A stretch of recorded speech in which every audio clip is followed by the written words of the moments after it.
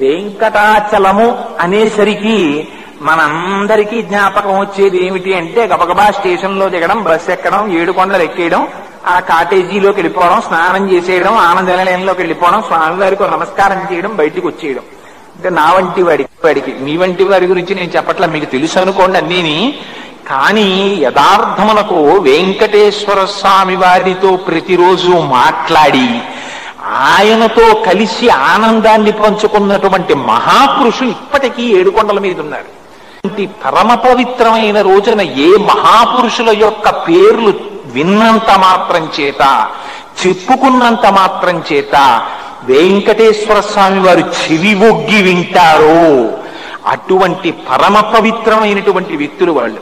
అందులో అగ్రగణ్యులు మహానుభావులు అదిగో ఆ శ్రీశైల పూర్ణులు అని మనం పిలిచేటటువంటి తిరుమల నంబి. మనం వెంకటాచలం